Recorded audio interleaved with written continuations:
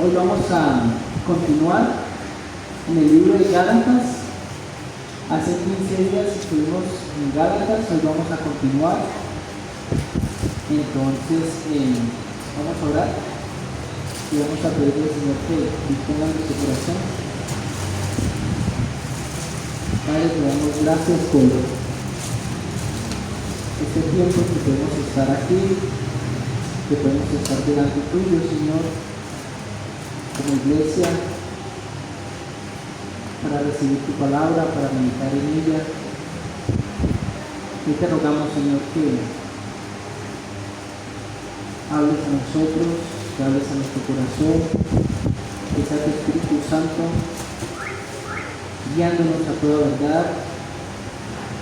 Permítenos, Señor, conocer tu voluntad para nosotros. Permítenos ser instruidos por medio de tu palabra. Señor, y que nuestro corazón no sea duro para recibir tu palabra, sino que sea dócil, Señor, que sea moldeable por ti, que tu palabra deje cabida en nosotros, Señor. Ponemos nuestras cargas delante de ti, ponemos nuestra vida de ti, Señor, recordando, como lo dice tu palabra, Señor, tú estás al control de todo, nada se escapa de tu soberanía, de tu control y de tu amor, Señor. Y nada de lo que pasamos nos podrá separar del amor de Cristo. Por eso estamos aquí, Señor. Ayúdanos, habla a nosotros, habla a nuestro corazón. Te pedimos, Señor, que sea tu Espíritu Santo, hablándonos, guiándonos, redarguyéndonos, consolándonos, Padre Santo. Tú conoces la necesidad de tu iglesia, tú conoces cada carga, tú conoces cada aflicción, pero también tú conoces nuestro pecado, Señor, y necesitamos tu obra en nosotros. Te lo rogamos en Cristo Jesús. Amén. Entonces, hoy vamos a estar en Gálatas, capítulo 2. Rápidamente, ¿qué recordamos del libro de Gálatas? ¿Quién lo escribió? Pablo, como lo veíamos hace 15 días, Pablo perseguía a la iglesia, quería destruir todo aquel que se hiciera llamar cristiano, los quería encarcelar. Estuvo ahí cuando prendieron a Esteban, y Pablo estaba buscando eso, que si algo le pesaba a él como apóstol, es que era el más pequeño, porque él quería destruir la iglesia. La carta nos explica acá, a Gálatas es Galacia, es una región, no es una ciudad, sino es una región compuesta por varias ciudades. Estaba pasando algo en la iglesia, que es que había enseñanzas que contradecían la verdad de Cristo, contradecían el Evangelio. Pablo les va a llamar la atención por esto, va a hacer una corrección, pero antes de ir allá, Pablo les está diciendo pues que él tiene autoridad como apóstol para enseñar lo que va a enseñar. Entonces leíamos la vez pasada que Pablo estaba diciendo: yo no hablo porque desconozca la ley, yo la conozco mejor que todos ellos. Aparte, a mí no me enseñó ningún hombre el Evangelio, el mismo Cristo me reveló el Evangelio. Y también decía que él era reconocido pues como apóstol por los demás apóstoles. Teniendo eso en mente, entramos al capítulo 2. Vamos hoy a estar en el capítulo 2, del versículo 1 al versículo 10. Leo Gálatas capítulo 2, versículo 1 al 10. Entonces, después de 14 años, subió otra vez a Jerusalén con Bernabé, llevando también a Tito. Subí por causa de una revelación y les presenté el Evangelio que predico entre los gentiles, pero lo hice en privado a los que tenían alta reputación, para cerciorarme de que no corría ni había corrido en vano. Pero ni aun Tito, que estaba conmigo, fue obligado a circuncidarse, aunque era griego. Y esto fue por causa de los falsos hermanos introducidos secretamente, que se habían infiltrado para espiar la libertad que tenemos en Cristo Jesús, a fin de someternos a esclavitud, a los cuales por un momento cedimos para no someternos, a fin de que la verdad del Evangelio permanezca con vosotros. Y de aquellos que tenían reputación de ser algo, lo que eran, nada me importa. Dios no hace acepción de personas, pues bien los que tenían reputación, nada me enseñaron, sino al contrario, al ver que se me había encomendado el Evangelio a la incircuncisión, así como Pedro lo había sido a los de la circuncisión, porque aquel que obró eficazmente para con Pedro en su apostolado a los de la circuncisión, también obró eficazmente para conmigo en mi apostolado a los gentiles.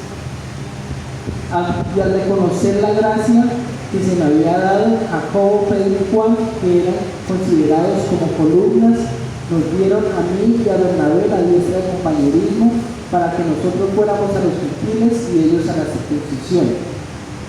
Solo nos pidieron que nos acordáramos de los pobres, lo mismo que yo estaba también deseoso de hacer. Perdón. Entonces, vamos a centrarnos en un tema específico, pero pues es importante entender cómo llegamos allí. Versículo del 1 al 3 de ese capítulo 2, Pablo está contando que subió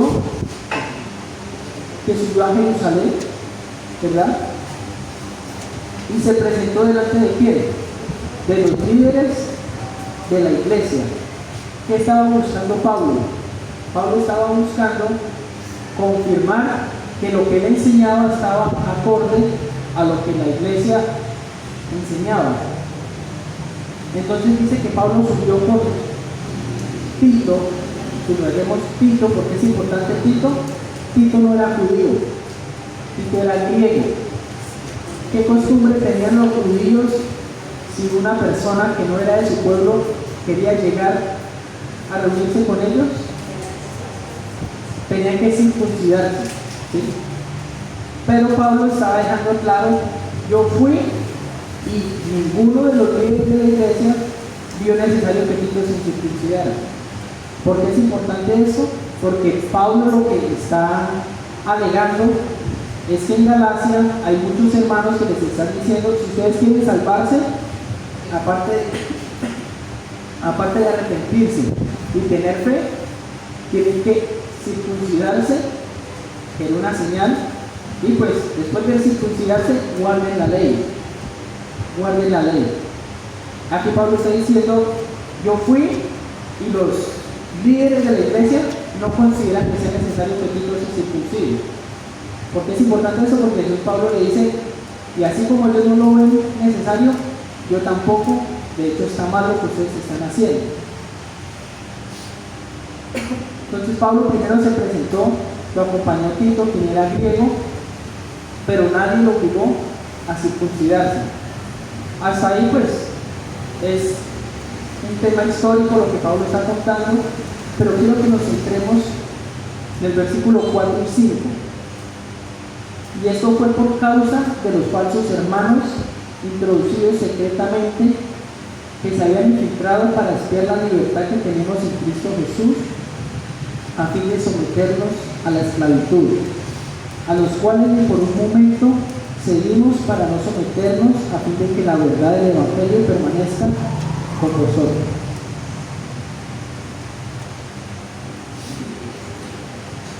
¿Qué estaba pasando? Pablo dice: porque había esa tensión en la iglesia de si llegaba un judío y llegaba alguien que no era judío, que ellos conocían como un gentil. Había una tensión porque muchas enseñanzas rondaban, diríamos, por los pasillos, de que era necesario que el que no era judío se hiciera judío. ¿Cómo lo hacían? Circuncidándose y guardando la ley. Entonces Pablo está diciendo, versículo 4, que habían falsos hermanos introducidos, infiltrados en la iglesia, ¿qué querían hacer? ¿Espiar qué?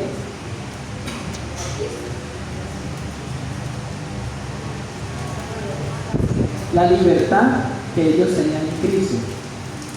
¿Qué pasa? Era muy diferente las reuniones judías a las reuniones de la iglesia. ¿Qué pasaba con las reuniones judías? ¿Qué se presentaba? Mucha ceremonia, mucho ritual. Para un judío, si alguien había pecado, por lo menos tenía que traer una palomita para ofrecerle el sacrificio. ¿Sí? Los cristianos no llegaban con nada de eso. Ellos se reunían, llegaban directamente, decían que hablaban directamente con Dios. No iban al sumo sacerdote, sino que era acceso directo. Entonces ellos dijeron, ¿cómo así?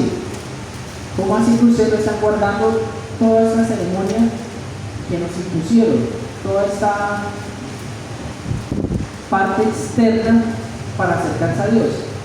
Entonces había un celo, porque si de algo eran celosos los judíos, era de toda la parte ritual. ¿Qué hacía un judío cuando iba a escribir el nombre de Dios? Pues lo dice la tradición, no está en la Biblia, pero un judío, si iba a escribir el nombre de Dios, antes de escribirlo se lavaba la mano 7 veces, lo escribía, después de que lo escribía se la volvía a lavar 7 veces. ¿Por qué? Porque era algo que ellos lo veían necesario, ¿sí? Así como la circuncisión, como la parte ceremonial, ellos estaban muy dados a obras externas para sentirse aceptados por Dios. Y era muy extraño un grupito que no se reunían en sinagogas, sino que se reunían en casas, y todos llegaban, diríamos, no con el mismo orden que ellos tenían, sino que ellos llegaban y decían, estamos en la presencia de Dios. ¿Cómo pueden estar en la presencia de Dios? Y para un judío, el que estaba en la presencia de Dios, ¿quién era? El sumo sacerdote, una vez al año, y si estaba con algo de pecado, moría. Pero los cristianos no eran así. Los cristianos llegaban, oraban, venía el Espíritu Santo, se manifestaba la obra de Dios, y eso causó en la cultura judía, pues, como celo. ¿Qué está pasando ahí? ¿Cómo así que son justos? ¿Cómo así que son salvos si no cumplen la ley? ¿Qué hicieron? Se metieron algunos, empezaron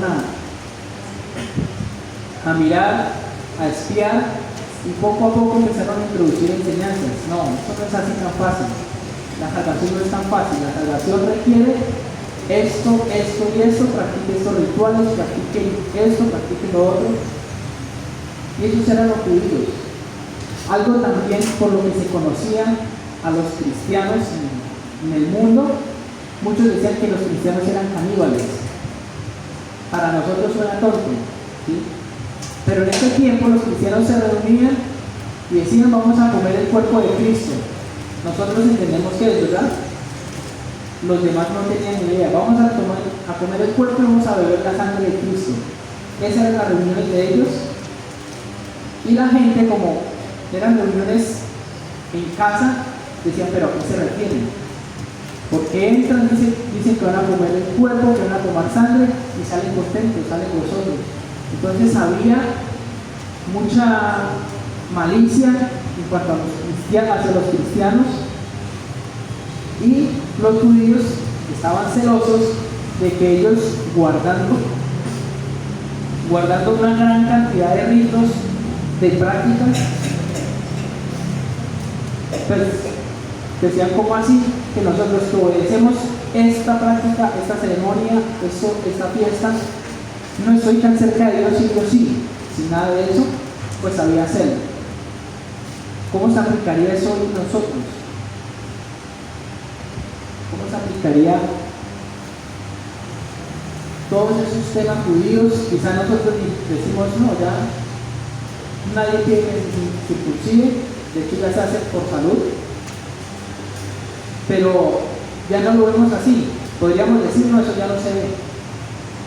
Pero hay mucha gente que enseña que si usted llegó, tiene que agarrar un sinnúmero de ceremonias, de fiestas que tiene que guardar, de ritos, de mandamientos, y vamos a hablar un poquito del mandamiento para poder ser salvo. ¿Está de acuerdo el Evangelio? Dice el Evangelio que para ser salvos tenemos que cumplir la ley.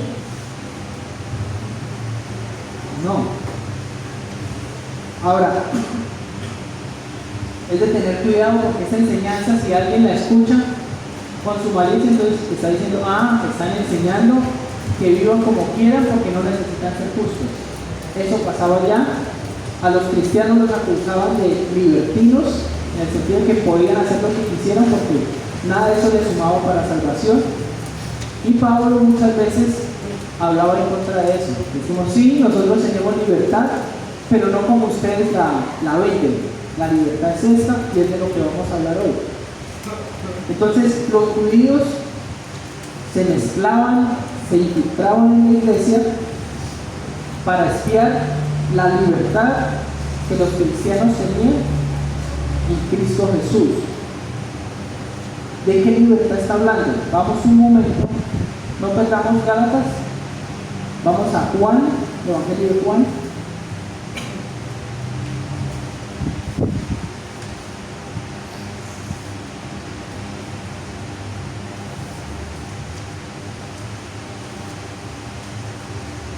Juan 8.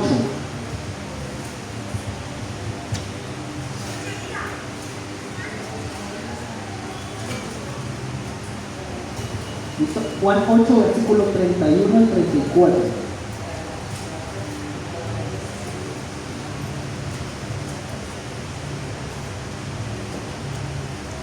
Juan 8, 31 al 34.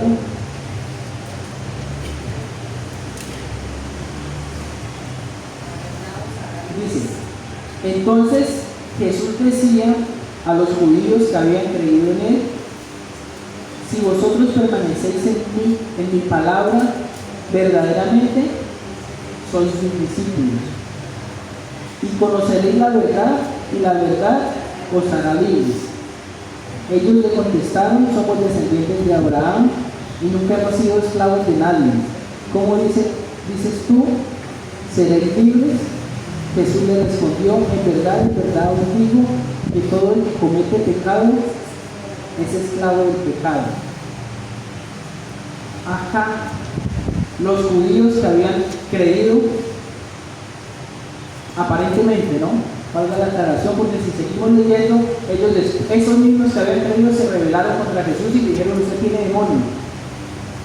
Entonces, aparentemente habían creído, pero Jesús dijo, usted dice que creen, van a ser mis discípulos si permanecen en mi enseñanza, en mi palabra. Jesús les dice, van a conocer la verdad y la verdad los hará libres. ¿Libres de qué? Eso le preguntaron los judíos. Dijeron, yo no soy esclavo. ¿Alguien aquí es esclavo? Tenemos jefe, pero no somos esclavos, ¿verdad? Quizá todos tenemos un jefe, pero nadie dice, yo soy esclavizado, ¿no? Yo puedo renunciar cuando quiera y no somos esclavos. Los judíos tenían ese orgullo en decir, nosotros no somos esclavos de nadie, porque aún el imperio les tenía cierta libertad. Ellos decían, humanamente no somos esclavos de nadie. Jesús les dice, sí, todo aquel que peca es esclavo del pecado. ¿Qué es un esclavo? El esclavo, pregunta, ¿el esclavo tiene potestad para decidir? ¿O hace lo que su amo le manda? Hace lo que su amo le manda. Aquel que peca no puede decidir no volver a pecar. Y aclaramos acá, ¿de qué estamos hablando? De que yo puedo dejar de obrar externamente, es decir, aquel que mató a muchos puede decir, voy a dejar de matar, pero el pecado en su corazón va a seguir porque el odio va a seguir ahí. Jesús decía, si usted se enojó contra su hermano y quiso ir con ira contra él, ya es un asesino en su corazón. Si usted ve una mujer para codiciarla, ya adulteró con él en su corazón. Entonces, el pecado se ve exteriormente, pero nace en el corazón, ¿sí? Eso es lo que dice: ustedes no pueden librarse del pecado, porque ustedes están sometidos al pecado, y eso no solamente aplica para los judíos, aplica para el hombre, para el ser humano. ¿Quién de nosotros puede decir voy a dejar de pecar? Quizá duramos una semana sin hablar chisme, pero después les pica la lengua, ¿verdad? Tengo que contar. Una semana sin enojarse, pero después cuando explotan es peor, porque estaban aguantados. Entonces, son esclavos del pecado. Dicen: ustedes son esclavos del pecado. Si quieren dejar de ser esclavos del pecado, necesitan conocer la verdad. Lo único que nos puede hacer libres es la verdad, y cuando Cristo está hablando de la verdad, les está diciendo: es la palabra que yo les enseño, y ya entendemos hoy que es el Evangelio. Entonces, la libertad en Cristo, primero que todo, nos hace libres del pecado. La contraparte sería: los que estamos en Cristo no pecamos. ¿Quién no peca? Todos pecamos, ¿verdad? De una u otra forma, pero la palabra nos enseña que ya no somos esclavos del pecado. Pecamos siempre, aun cuando creemos que no pecamos y nos acercamos al Señor, vamos a ver más de nuestro corazón, y va a empezar un proceso en nosotros de arrepentimiento constante, de buscar, de arrepentirme, de dejar cosas constantemente, pero siempre vamos a encontrar pecado en nosotros. Pero ya no estamos sujetos a esa esclavitud de no poder salir de allí, ¿no? El Señor, el Espíritu Santo obrando en nosotros, nos limpia. Vamos un momento a Lucas, Evangelio de Lucas, capítulo 4.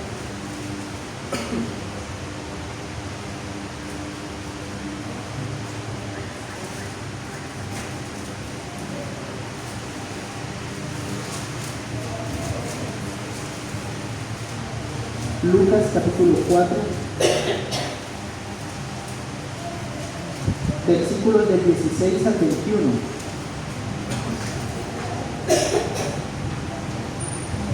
Llegó a Nazaret, donde se había criado, y según su costumbre entró en la sinagoga el día de reposo y se levantó a leer.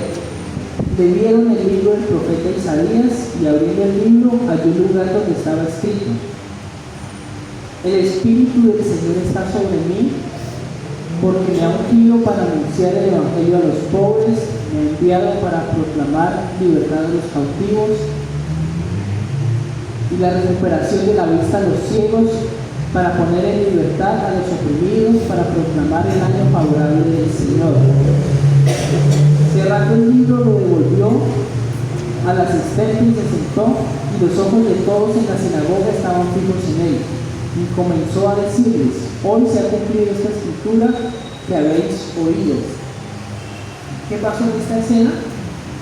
Llegó Jesús a la sinagoga, le dieron el libro, el rollo del profeta Isaías, él ubicó ese capítulo, bueno, ahí no era capítulo, la parte del libro donde decía que el Señor está sobre mí, que el Espíritu del Señor está sobre mí, la leyó.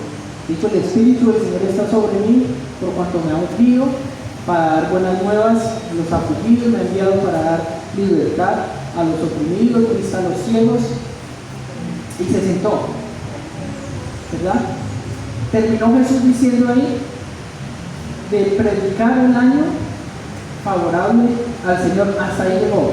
Vamos un momento a Isaías 61.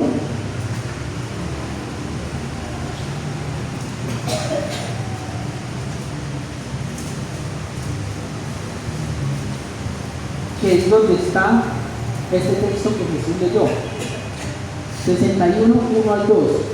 El Espíritu del Señor está sobre mí, porque me ha ungido el Señor para traer buenas nuevas a los afligidos, me ha enviado para vengar a los quebrantados de corazón, para proclamar libertad a los cautivos y liberación a los prisioneros, para proclamar el año favorable del Señor. Hasta ahí leyó Jesús.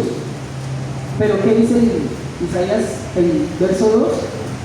Después de proclamar el año favorable del Señor y el día de venganza de nuestro Dios para consolar a los que lloran. El texto completo también decía que iba a traer venganza, ¿verdad? Pero Jesús no leyó eso. Dijo, no, lo que yo voy a cumplir es que vine a sanar a los quebrantados de corazón, dar vista a los ciegos. Jesús se sienta, toda la comunidad se queda mirándolo y él les dice algo muy importante. Les dice, hoy delante de ustedes esta escritura se ha cumplido. En otras palabras, lo que Jesús les está diciendo es, yo soy Cristo, yo soy el que doy vista a los ciegos, el que sano a los quebrantados de corazón, el que da libertad a los cautivos. Siempre lo leemos, pero a veces no nos detenemos un poquito en ese texto, ¿no? ¿Cuántas veces en la vida nos encontramos con personas así? No es por ir a tocar las emociones, pero ¿cuánta gente no anda por la vida cargados, con el corazón atribulado, tristes, sin esperanza? Y el Señor dice, yo vine a sanar a los quebrantados de corazón. El problema es que muchas veces no queremos reconocer que nuestro corazón está quebrantado, porque queremos mostrarnos fuertes.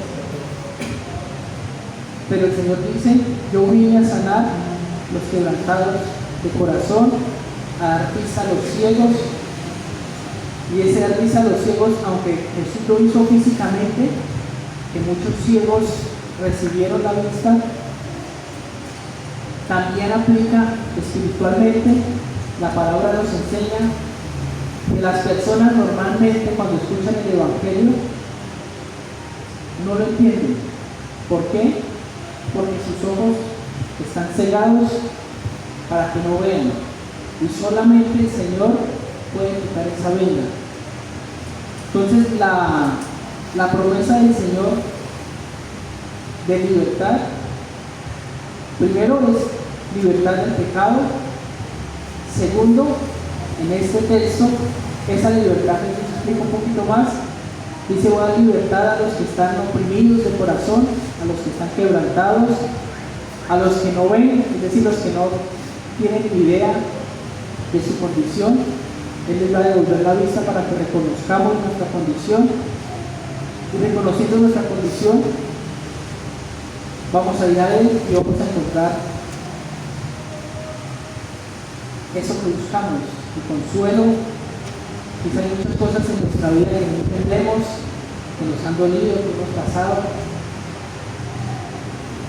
Es muy fácil cuando estamos bien decir el Señor es bueno, el Señor es fiel, ¿verdad? Creo que todos lo decimos, cuando nos pasa algo bueno decimos gloria a Dios.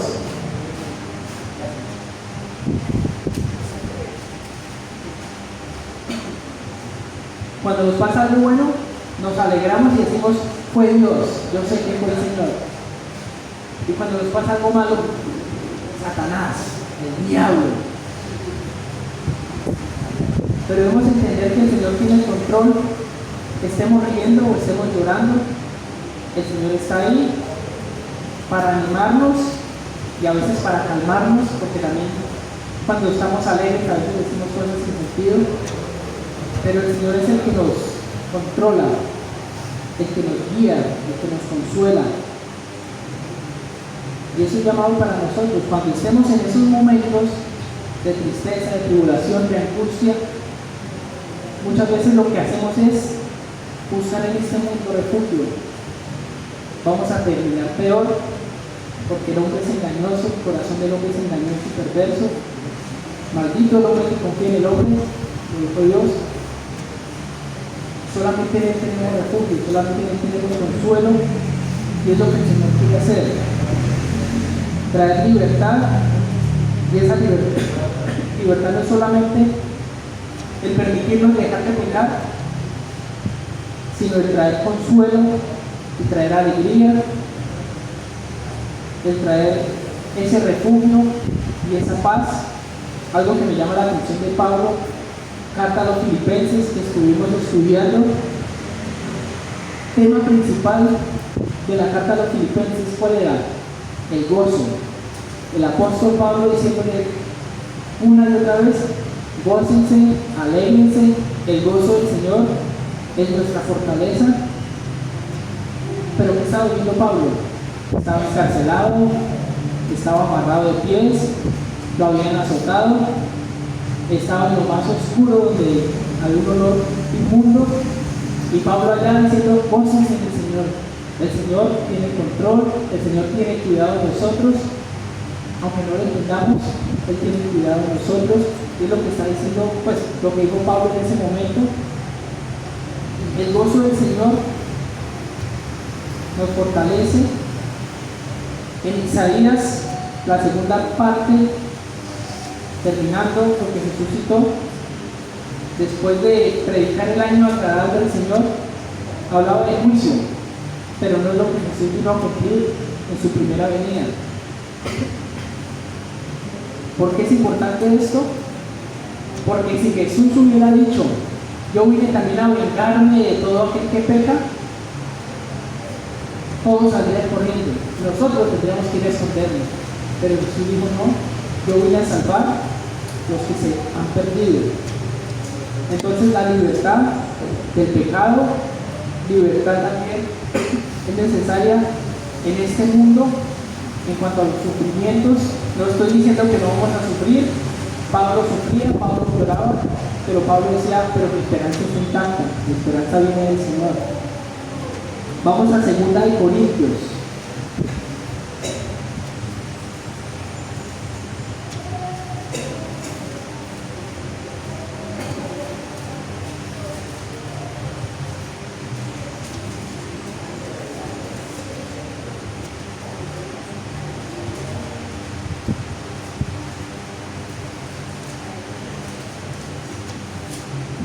Segunda de Corintios, capítulo 5,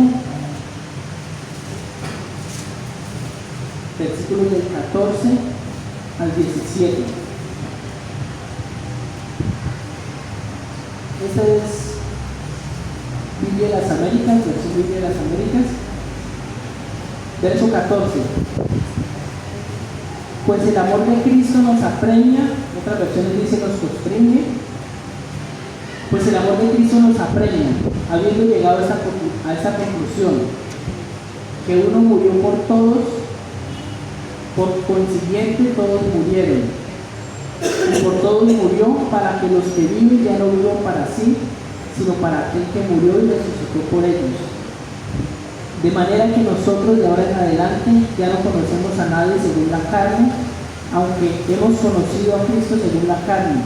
Sin embargo, ahora ya no le conocemos así, de modo que si alguno está en Cristo, nueva criatura es, las cosas viejas pasaron y aquí son hechas nuevas. Vuelvo a leer el versículo 14. Pues el amor de Cristo nos apremia, habiendo llegado a esta conclusión, que uno murió por todos, por consiguiente todos murieron.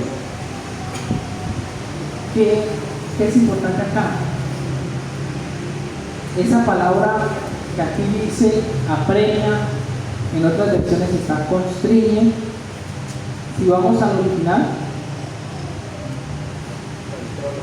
significa sostener junto, es decir, sostiene pero estando ahí. Tener controlado y dominar. En otras palabras, Pablo está diciendo: a mí me domina el amor de Cristo, y por ese amor de Cristo, como Él murió por mí, ahora yo morí en mi forma de vivir y busco vivir para Él. ¿Por qué traemos este tema acá? La libertad la recibimos en Cristo, y no hay libertad si no nos sentimos amados por el Señor. No hay libertad en nosotros si no reconocemos el amor que ha mostrado para con nosotros. Como ejemplo, creo que siempre tendrá a Juan, el apóstol Juan, conocido como el hijo del trueno, amargado, a más no poder, que al que no se sujetaba a Cristo lo quería quemar. Cristo le puso hijo del trueno porque era fuerte. Pero él terminó diciendo: si no se aman unos a otros, no conocen a Dios. Hijitos, siempre se refería a la iglesia como hijitos, amados. ¿Por qué?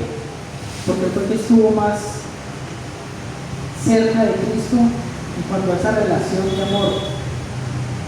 En el Evangelio de Juan no vamos a encontrar que nombren a Juan, porque él mismo no se nombra a sí mismo como Juan, sino que él se nombra como el discípulo amado. El discípulo al que Jesús amaba. ¿A quién se refiere? A él mismo. Ese era el recuerdo, esa era la convicción que él tenía del Señor, el discípulo al que él amaba. Siendo de un temperamento fuerte. Ahora, ¿cómo nos consideramos nosotros delante del Señor?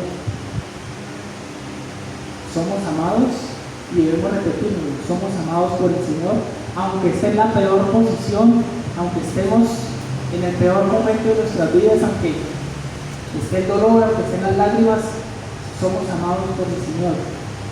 De la misma forma nos ama cuando estamos tristes, desconsolados, a cuando estamos alegres y nos sentimos, como decimos, bendecidos.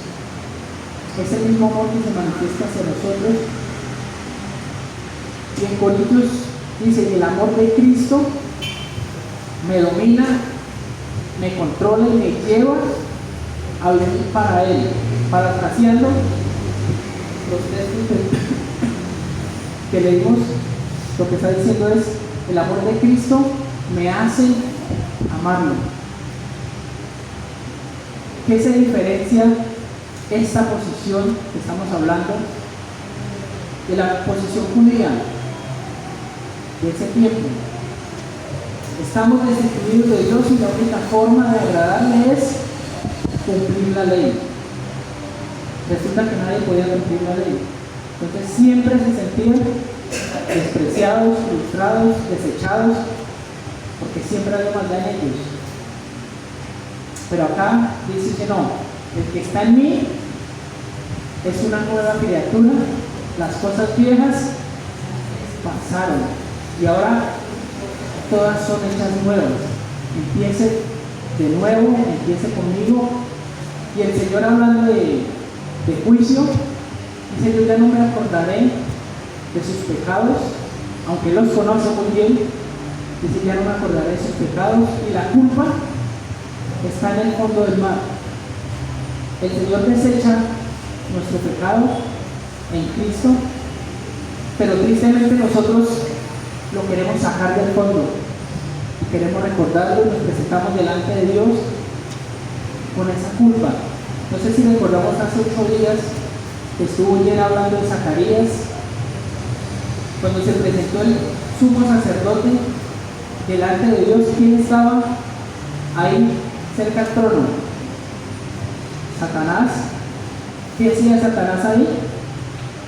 Acusándolo. Satanás estaba acusándolo.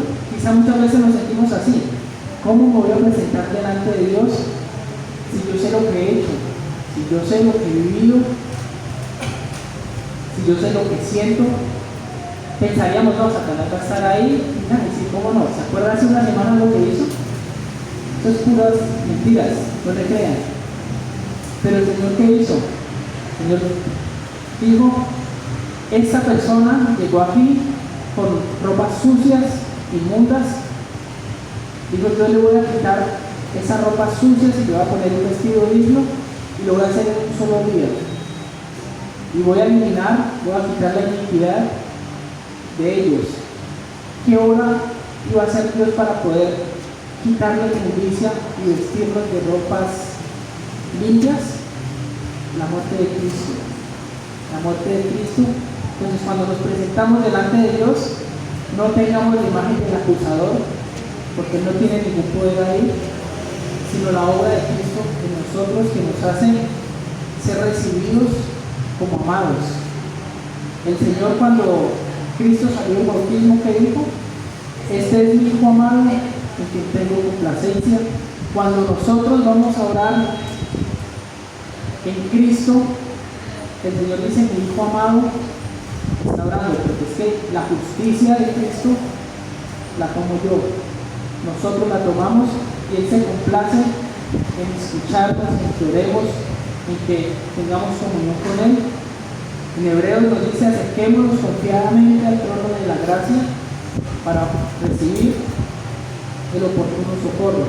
Entonces, ¿qué es importante de este punto? Acerquémonos confiadamente.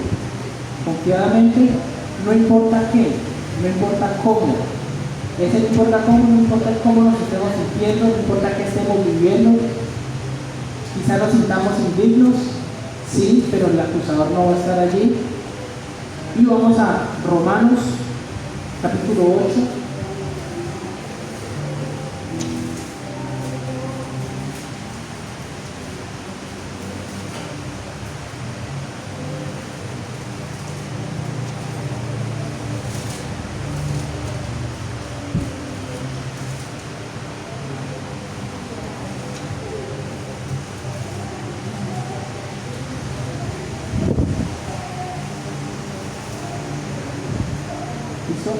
Romanos 8, versículos 1 y 2.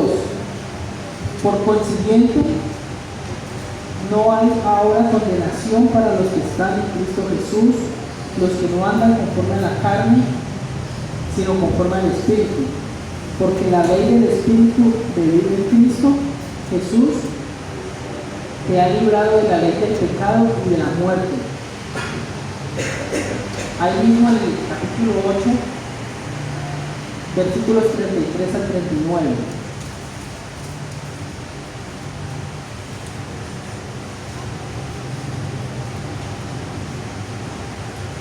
¿Listo? ¿Quién acusará a los escogidos de Dios? Dios es el que justifica. ¿Quién es el que condena? Cristo es el que murió, sí, más aún el que resucitó, el que además está a la diestra, el que también intercede por nosotros. ¿Quién nos separará del amor de Cristo? ¿Tribulación o angustia? ¿Persecución o hambre? ¿O desnudez? ¿O peligro? ¿O espada? Tal como está escrito: por causa tuya somos puestos a muerte todo el día. Somos considerados como ovejas para el matadero. Pero en todas estas cosas somos más que vencedores por medio de aquel que nos amó. Porque estoy convencido de que ni la muerte, ni la vida, ni ángeles, ni principados, ni lo presente, ni lo porvenir, ni los poderes, ni lo alto, ni lo profundo, ni ninguna otra cosa creada nos podrá separar del amor de Dios que es en Cristo Jesús nuestro Señor. Acá Pablo nos está recordando que quién nos puede condenar si el Señor, el juez, es el que nos está crucificando. ¿Quién nos separará del amor del Señor? Quizá para nosotros, cuando estamos en tribulación, angustia, en escasez, en peligro, naturalmente nos vamos a sentir rechazados. Vamos a decir: el Señor no está ahí, el Señor me tiene apartado, el Señor me está castigando, el Señor está lejos de mí. Pero Pablo dice: no, la tribulación no me aleja del amor del Señor, la tristeza no me aleja del amor del Señor, la angustia, no sé si se han angustiado, es terrible, la angustia es terrible, pero en medio de todo eso que se vive en angustia, Pablo está diciendo: ahí está el Señor, y el Señor los está amando, aún estén afligidos, estén tristes, estén en angustia. Nada los va a poder separar del amor de Dios en Cristo Jesús, nada de lo creado. O sea, hay muchas creencias en cuanto a cristianos de que el tema de los espíritus vienen y toman los cristianos, los separan de Dios, no es bíblico. Hablando de los que están en Cristo, ¿quién nos puede separar del amor de Dios? Nadie. ¿Quién trae libertad? Cristo. ¿Será que alguien puede venir donde alguien ha sido sellado por el Espíritu Santo, sacar el Espíritu Santo y meterse un demonio ahí? No. Pero hay mucha gente que está creyendo que los cristianos andan endemoniados y que necesitan libertad. No, necesitan el amor de Cristo para ser libertados por Él. Entonces, algo que nos habla Romanos, iniciando los dos primeros versículos, dice que los que somos de Cristo andan conforme al Espíritu y no conforme a la carne. ¿A qué se refiere eso? Porque no lo aclaramos. Es lo mismo que Pablo está diciendo: el amor de Cristo nos obliga a vivir para Él. ¿Por qué? Porque ya no buscamos cumplir una ley, ya no obedezco porque está escrito en la ley así, sino obedezco por amor al Señor. Algo que pasa comúnmente cuando una persona empieza a conocer al Señor, empiezan a hacer preguntas, ¿no? ¿Será que esto es pecado? ¿Será que puedo hacer esto? ¿Será que está bien? ¿Será que está mal? Si estamos preguntando es porque lo queremos hacer. ¿Sí? Entonces ahí ya hay algo malo. Con el Señor no funciona así. Con el Señor funciona es, podemos hacerlo todo, pero glorifica al Señor. Vamos un momento a 1 Corintios, ya con eso terminamos este tema. 1 Corintios 6.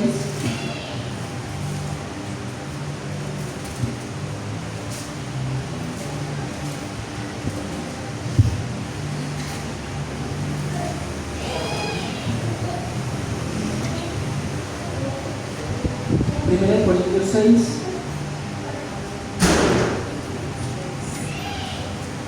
versículo 12.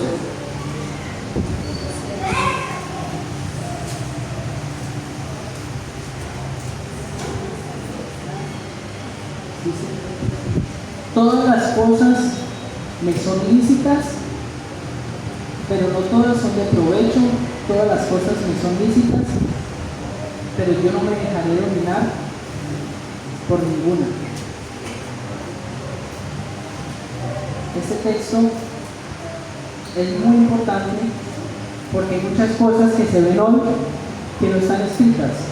Si vamos a encontrar un mandamiento expreso para ciertas prácticas actuales, no está en la Biblia. ¿Sí? Es decir, por ejemplo, la Biblia nos habla de no emborracharse, ¿sí? Para consumir drogas. Está en la Biblia. La gente dice: ¿pero dónde dice en la Biblia que no puedo consumir drogas? No está en la Biblia. La pregunta es: ¿confíen? No confíen. ¿Glorifica a Dios? No glorifica a Dios. La forma de caminar con Dios es distinta si lo llevamos a ese tiempo de un judío, porque ellos se regían para no ofender la ley, para cumplir la ley. Pero los cristianos obedecen en base a Cristo, al amor de Dios, a agradarle a Él, a hacer lo que sabe que le agrada a Dios, no por una ley. Eso no quiere decir que anula los principios de la ley, pero no es el motor o no es la motivación para yo obedecer. ¿Por qué obedecemos? Porque amamos al Señor. Si yo hago cosas, tengo obras por ley, por miedo al castigo, pero no las hago por amor al Señor, que nada me sirve. ¿De qué le sirvió al joven rico cumplir todos los mandamientos? Si cuando llegó donde Jesús dijo: no, le falta algo, venda todo y sígame. En otras palabras, le falta amarme. Si no me ama, de nada le sirve. Y normalmente la religión inculca eso, ¿no? Quiere ser salvo, pórtese bien, cumpla con esto, cumpla con lo otro. Pero el Señor trae libertad Y la libertad que trae el Señor de no ser juzgados, de no ser condenados, no tiene el propósito de que las personas vivan como quieran. No, ¿será que Dios nos va a condenar por no orar hoy? No, ¿verdad? Muchos pueden decir, entonces no voy a orar, me voy a acostar toda la tarde y me voy a poner a hacer otras cosas, y mañana y toda la semana porque eso no me condena. Pablo está diciendo, no se condenan por eso, pero la libertad que es en Cristo nos lleva, el amor que Dios nos da, nos lleva a amarlo a Él. Y como lo amamos a Él, pues queremos hablar con Él, queremos orar, queremos hacer las cosas que le agradan. Esa es la libertad de la que Pablo está hablando. La libertad en Cristo busca lo eterno, busca agradar a Dios, y su motivación es el amor. El amor, recordemos el pasaje de Corintios, el amor de Cristo nos lleva, nos obliga, nos controla, nos hace buscarlo. Entonces, esta libertad en ese tiempo era muy extraña, porque ellos estaban acostumbrados prácticamente a tener una lista y decir, cumplí con esto, cumplí con esto, cumplí con esto, cumplí con esto. Y Pablo les dice, no se vuelvan a eso, no se vuelvan a la ley, porque van a desechar a Cristo. Si ustedes creen que por cumplir, se van a salvar, están desechando a Cristo. La salvación la obtienen por gracia, y después de ser salvos, Cristo va a venir a morar en ustedes y Él los va a guiar a esto y a esto. Pero no es para obtener, es consecuencia de. Terminamos en Gálatas 2, del 6 al 10. Y de aquellos que tenían reputación de ser algo, lo que era nada me importa, Dios no hace acepción de personas. Y en los que tenían reputación, nada me enseñaron, sino al contrario, al ver que hablaba encomendado, que me habían encomendado el Evangelio a los de la circuncisión, así como Pedro lo había sido a los de la circuncisión, porque el que obró eficazmente, resalta en el versículo 8, porque el que obró eficazmente para con Pedro en su apostolado, a los de la circuncisión también obró eficazmente para conmigo y apostolado a los gentiles. Y al reconocer la gracia que se me había dado, Jacobo, Pedro y Juan, que eran considerados como columnas, nos dieron a mí y a Bernabé la diestra de compañerismo, para que nosotros fuéramos a los gentiles y ellos a los de la circuncisión. Solo nos pidieron que nos acordáramos de los pobres, lo mismo que yo estaba también deseoso de hacer. Algo muy importante, Pablo está diciendo, ellos, a los que fuimos a los líderes de la iglesia, tenían una reputación muy alta, ¿sí? Pero Pablo dice, pero no me importa, porque Dios no hace acepción de personas, es decir, Dios no tiene favoritos. La Nueva Traducción Viviente lo traduce así: Dios no tiene favoritos, porque el que obra en Pedro también obra en mí, dice Pablo. Entonces no hay distinción de personas, y esto es importante entenderlo hoy. No hay una persona que Dios ame más que a otra, porque el único estándar aceptable para Dios es el estándar de Cristo, y solamente lo alcanzamos por fe. No hay favoritos para Dios, no hay gente que tenga más Espíritu Santo que otros, ¿no? El Espíritu Santo no es dado por la vida. ¿Y por qué es importante esto? Porque la gloria no es de nosotros, la gloria es de Dios, porque Él es el que obra. No hay rangos. Hay algo que hoy se vende mucho, y es la cobertura. Por ahí en televisión salió un supuesto apóstol diciendo que en el COVID mucha gente se murió, muchos pastores se murieron porque no tenían la cobertura de él.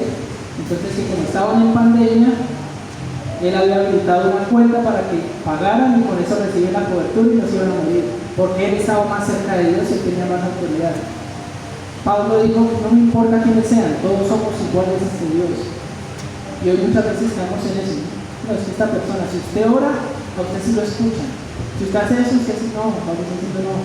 El mismo Dios que obra en Pedro, obra en Pablo, y ese mismo Dios, ese mismo Espíritu Santo que vemos en Hechos, obra en nosotros hoy, en su iglesia. Entonces somos siervos en manos del dueño de todo, no hay distinción, y si alguien merece gloria solamente es el Señor. Esa era la meditación para hoy. Recordemos la libertad que tenemos en Cristo. Muchas veces la olvidamos y muchas veces las circunstancias de la vida nos llevan a dudar de si verdaderamente el Señor está con nosotros. Si el Señor dijo yo voy a sanar los quebrantados de corazón, es porque iba a encontrar quebrantados de corazón. Y el hecho de que estemos pasando momentos difíciles, momentos tristes, no quiere decir que el Señor está lejos, el Señor está cerca. Si el Señor busca, que lo conozcamos. Vamos a orar. Padre, te damos gracias por tu palabra. Gracias porque tú nos has amado, Señor.